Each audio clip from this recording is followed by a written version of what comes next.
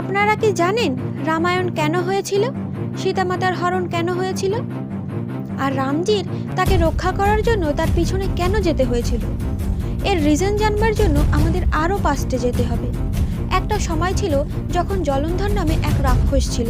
ভগবান শিবজির তৃতীয় নয়ন থেকে তার জন্ম হওয়ার কারণে সে অনেক শক্তিশালী ও বুদ্ধিমান ছিল, কিন্তু সে তার শক্তির অপব্যবহার করতে লাগলো। ঋষি মুনি দেবতা সবার উপর অত্যাচার করতে লাগলো। পুরো দেবলোক তার ভয়ে সন্ত্রস্ত হয়েছিল। ঋষি মুনি দেবতা সবার উপর অত্যাচার করতে লাগলো।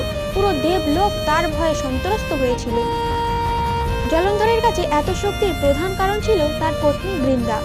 বৃন্দা একজন পতিব্রতা নারী ছিল। তার সাথে বিষ্ণু ভগবানের বড় ভক্ত ছিল। নিজের পত্নীর পতিব্রতার কারণে সে সব সময় সব যুদ্ধে বিজয়ী হতো। এই কারণে চিন্তিত হয়ে ভগবান বিষ্ণুর থেকে সবাই সহায়তা চাইতে গেল।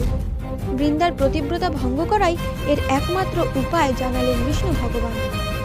সবার অনুরোধে বিষ্ণু ভগবান জলন্ধরের রূপ ধরল এবং নিজে বৃন্দার কাছে চলে গেল।